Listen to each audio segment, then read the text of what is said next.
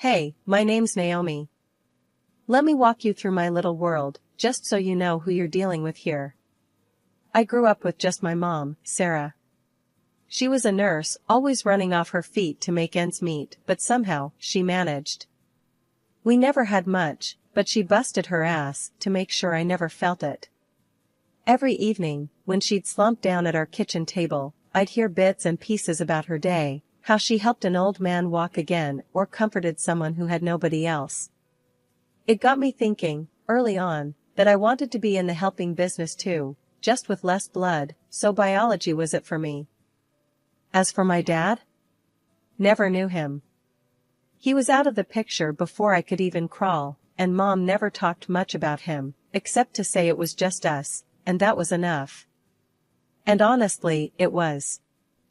School was my thing, especially science. I ate up anything to do with cells and genes, anything that explained a little bit of why we're here and how we tick. Made sense to me to go in that direction career-wise, so I ended up at a pharmaceutical company after college, messing around with compounds and hopefully making something useful. It wasn't all work, though. I had my share of fun, too.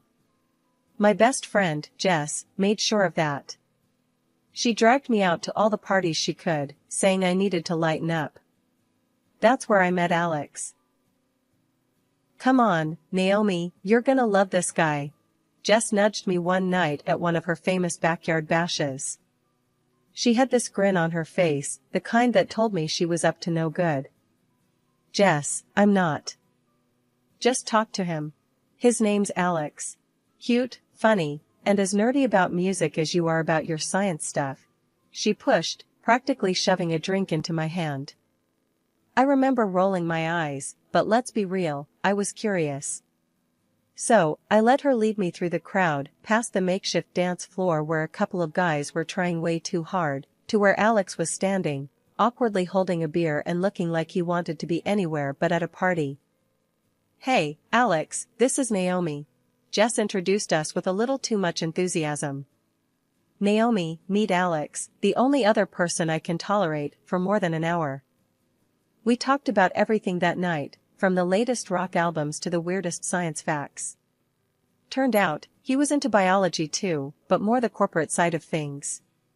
His dad ran a toilet paper company, which cracked me up. A toilet paper tycoon, huh? I teased. Hey, everybody needs it. Alex shot back, laughing. What about you? Saving the world one petri dish at a time? Something like that. I grinned. We clicked, simple as that. A year flew by with Alex. Movies, late-night talks, dinners with Jess, poking fun at us for being disgustingly cute. Everything was pretty perfect, till he wanted me to meet his folks. I was game but nervous as hell about it. His dad was this big-shot business owner, and his mom stayed at home, keeping their life in order.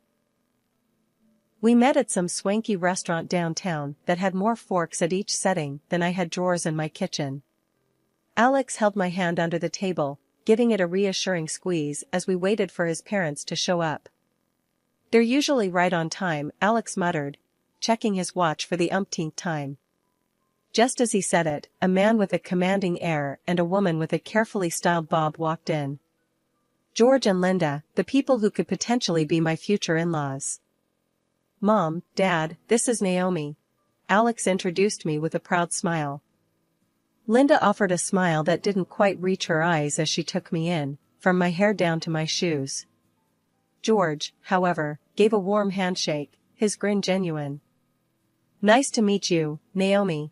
Alex has told us a lot about you, George said, settling down beside his wife. The dinner started off well enough. We talked about mundane things, weather, the restaurant's decor, and a bit about George's toilet paper empire, which he discussed with a sort of bemused pride. Then Linda, swirling her wine glass, leaned in with a smile that felt more like a shark sizing up its next meal. So, Naomi, Alex tells us you're a biologist. That must be interesting. Yeah, it's pretty fascinating work. Getting to see the building blocks of life, helping develop new medicines, I replied, trying to sound both enthusiastic and humble. And your parents must be proud. What does your father do? Linda asked, the question dropped like a casual afterthought. The table seemed to go a bit quieter. Alex's grip on my hand tightened. I hesitated, the weight of her question sinking in. I wouldn't know, actually. My dad left before I was born. It's just been me and my mom, I said, keeping my voice steady despite the churn in my gut. Linda's eyebrows shot up, her smile faltering. Oh, I see. That's rather unfortunate. It's hard to know what you're getting with uncertain lineage. Not knowing if there's a history of, well, undesirable traits. My mouth felt dry. I glanced at Alex, whose jaw had tightened. I think people are more than their genetics, I managed to say. Of course, but you know, the apple doesn't fall far from the tree, Linda continued, her tone light but her words heavy. For all we know, he could have been a drunk or worse. And being raised by a single mother, well, it's not the ideal situation for stability, is it? George seemed uncomfortable, shifting in his seat as he tried to change the subject. Linda, why don't we? No, George, these are legitimate concerns. We're thinking about the future of our family here. Linda cut in, her gaze fixed on me like I was a problem to solve. Alex finally spoke up, his voice firm. Mom, Naomi is amazing. She's smart, kind, and the hardest worker I know. Whatever her dad was or wasn't doesn't change who she is. The rest of the meal passed in a blur of tension. I pushed food around my plate, feeling like I'd been put on trial and found wanting. When we finally left the restaurant, the relief was palpable. A whole year of mostly bliss and a little bit of family drama flew by, and there we were, sitting at my mom's cozy kitchen table, talking wedding plans. Mom was all smiles and tears, thrilled to bits about the big day. Naomi, this is going to be beautiful. I'm so proud of you, she kept saying, squeezing my hand. Just as we were picking colors and themes, Alex's phone buzzed. His face fell as soon as he saw who it was. It's my mom, he said, excusing himself to take the call in the next room. The change in his tone had my stomach tightening with nerves. I exchanged a worried look with Mom, who mouthed, "Everything okay?" Moments later, Alex came back, looking like he'd seen a ghost. "My dad had an accident. He's in the hospital. We need to go, now." He rushed out the words. We grabbed our things and sped to the hospital. The drive felt like the longest of my life, each second stretching out as I imagined the worst. When we arrived, Linda was pacing the waiting area, a mess of worry. "He just lost consciousness while driving. Thank God someone saw and called it in," she said, her voice cracking. "He was supposed to be at a meeting. Now they're saying it's his lungs, they found a serious disease." My heart sank. "What do they say needs to be done?" I asked, trying to keep my voice steady for Alex's sake. "He needs a part of a lung, a transplant." Linda choked out the words. "They want to check if Alex could be a donor." Without hesitation, Alex spoke up. "Let's do whatever tests are needed. I'm here, I'm ready." They took him away to run the preliminary tests, and Linda and I sat in an uneasy silence. The hospital's fluorescent lights buzzed overhead, casting harsh shadows. Finally, Alex returned, holding a sheet of paper in his hand, his brow furrowed. "They've done the blood tests and stuff. Look, Naomi, this is odd," he said, handing me the results. I glanced at the paper and my eyes widened. Blood type AB. I remembered the conversation about blood types we had once, idly chatting. "Alex, didn't you tell me both your parents are type A?" "Yeah, they are. Why?" He looked puzzled. "If both your parents are type A, you can't be AB," I explained slowly, the scientist in me kicking in despite the personal chaos. "It's just not genetically possible." Alex's face went pale. "What does that mean?"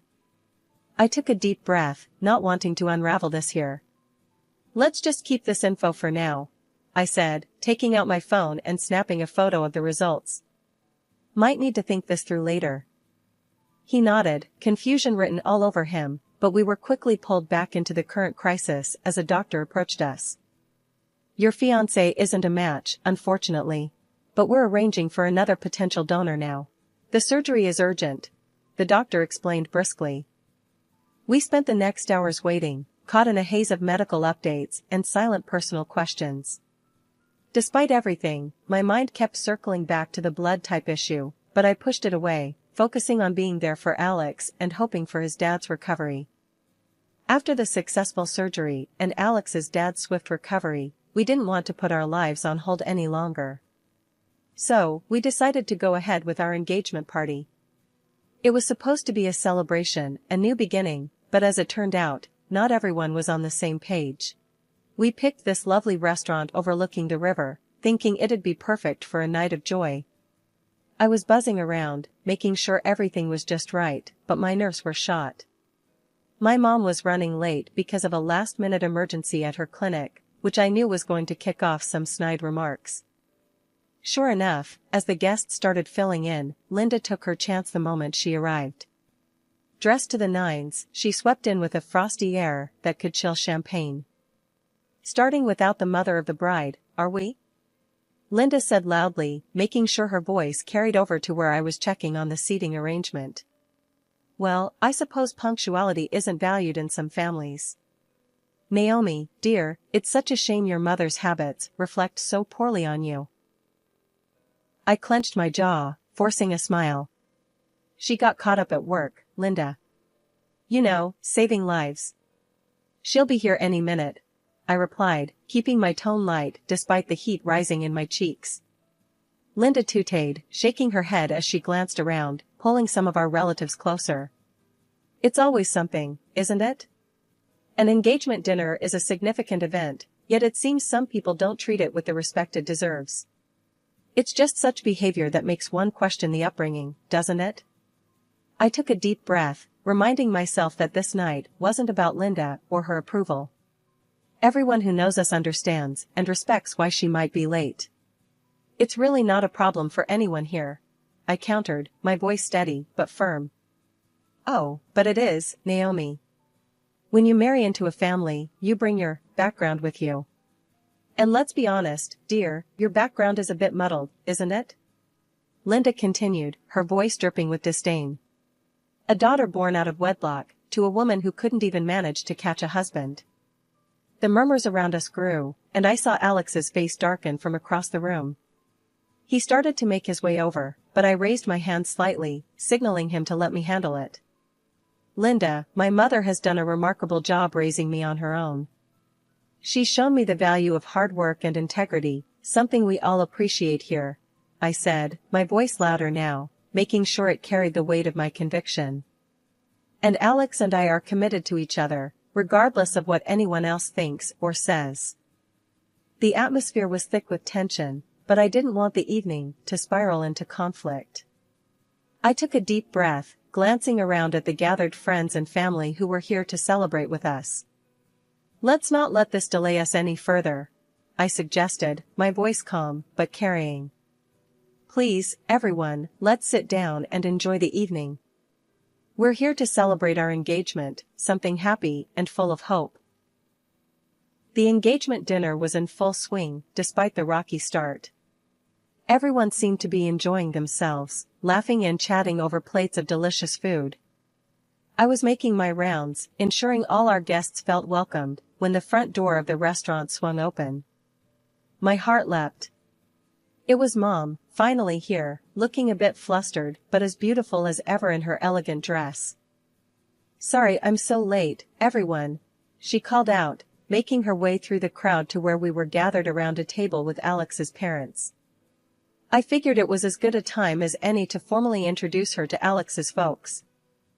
Mom, this is George and Linda, Alex's parents, I said, gesturing towards them with a smile.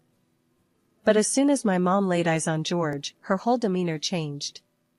She let out a sharp gasp, covered her eyes with her hands, and staggered back a step. It was like she'd seen a ghost. Mom? What's wrong?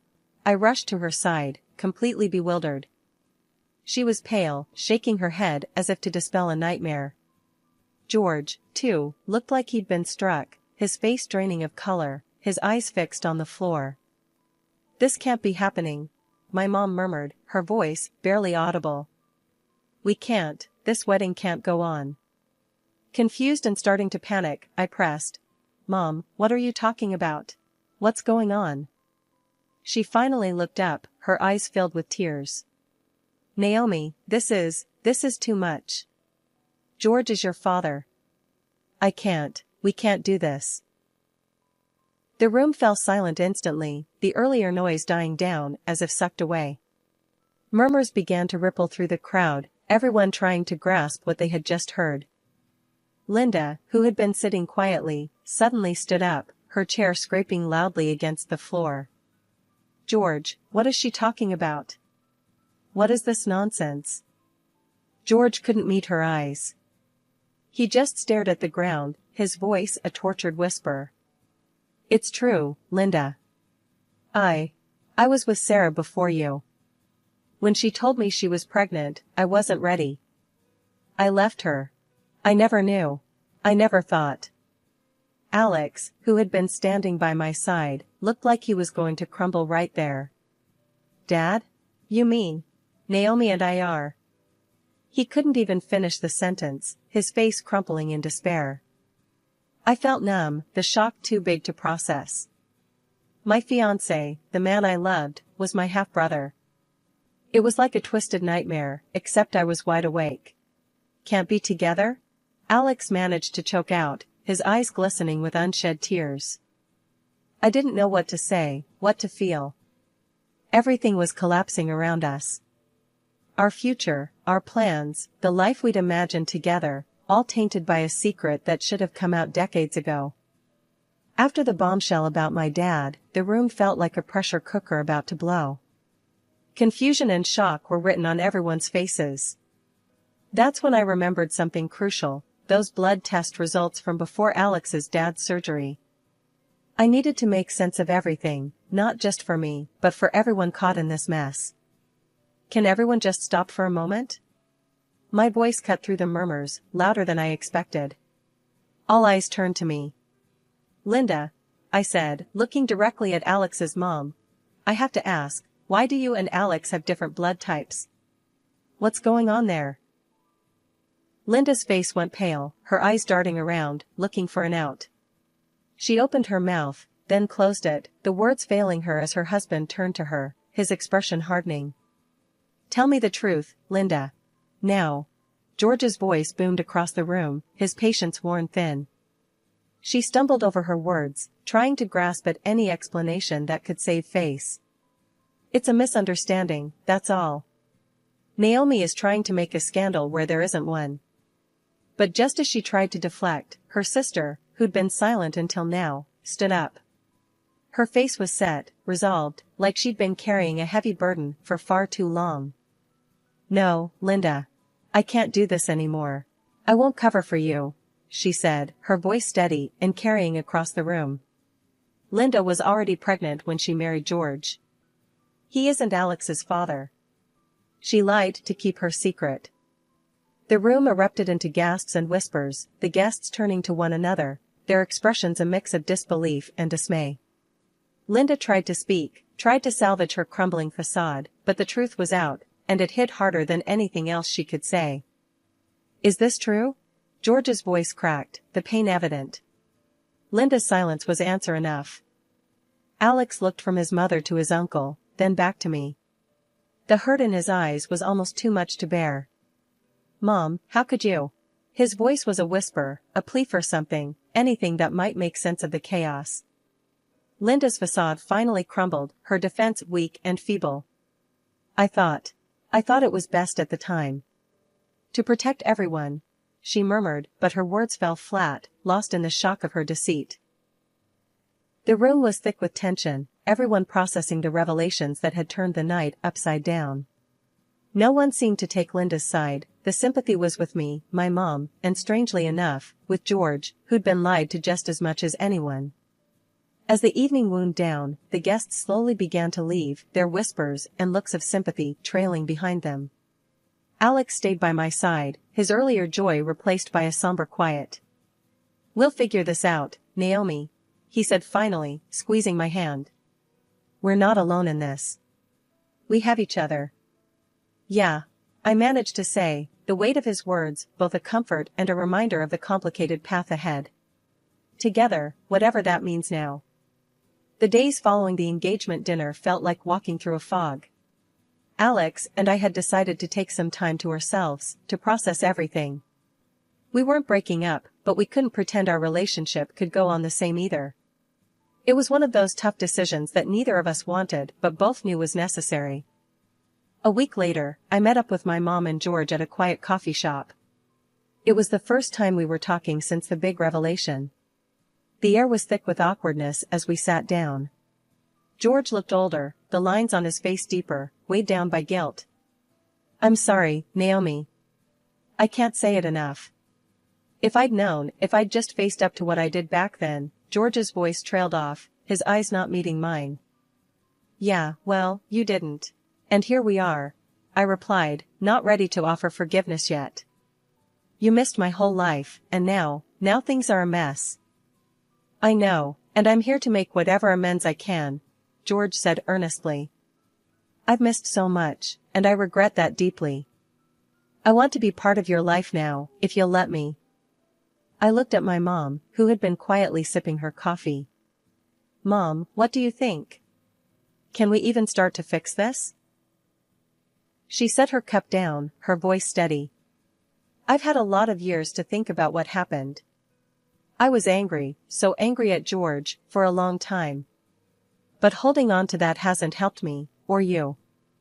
If George is sincere, and I believe he is, maybe it's time we tried to move forward." Moving forward sounded good in theory, but it was hard to know where to start. "Okay, let's say we try this. What does moving forward even look like?" I asked, genuinely unsure. George leaned forward, his expression serious. "For starters, I want to be there for you, however you need.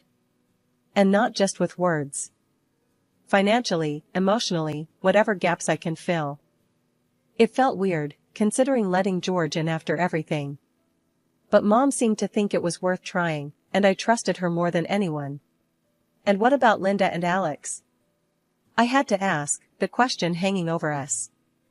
George's face clouded over. "Linda and I are figuring things out. As for Alex, he's heartbroken, Naomi. He loves you. He wants to stay in your life, if you'll have him." My heart ached at the mention of Alex. I don't know how to be around him and not feel everything I felt before. But I don't want to lose him either. "It's going to take some time." "Take all the time you need," George assured. "We'll go at whatever pace you set." After everything that happened, the dust finally settled, and the biggest surprise was that Alex and I found our way back to each other. Despite the unbelievable twists our lives had taken, our love proved resilient. We realized that no matter what, we couldn't imagine our lives apart. Eventually, we celebrated our wedding, surrounded by those who supported us through thick and thin, and it was genuinely the happiest day of my life. Life went on, and as for Alex's parents, they ended up divorcing. George, feeling betrayed by years of deception, left Linda without alimony or a share in the joint property. He was hurt deeply, but decided to channel his efforts into something positive by transferring all his property and business to Alex and me. Running the business has been a challenge, but Alex handles it like he was born for it, and I've never been prouder of him. Things between George and my mom, Sarah, are still tense. Mom never fully forgave him for leaving her all those years ago, and their interactions are mostly cordial and only for the sake of family harmony. It's not perfect, but they manage for our sakes. As for Linda, after the divorce, she moved to another city. We don't hear much from her, and she wasn't invited to the wedding. Honestly, neither Alex nor I want to rekindle that connection. It's better for everyone this way. Sitting in our backyard, Alex and I often talk about how our journey together has been anything but ordinary. Remember when we thought planning a wedding was going to be our biggest challenge? I joked one evening, sipping on my tea as the sun set beautifully in front of us. Alex laughed, wrapping an arm around me. "Yeah, life threw us some curveballs, didn't it? But look at us now. Yeah, stronger than ever, I agreed, leaning into him. I wouldn't change a thing about our story. We've come to understand that life doesn't have to be perfect to be wonderful. We've faced challenges that would have broken many, but here we are, living proof that what doesn't kill you really does make you stronger. Our story isn't just about the struggles, but also about overcoming them, about love finding a way, and about building a future together no matter what.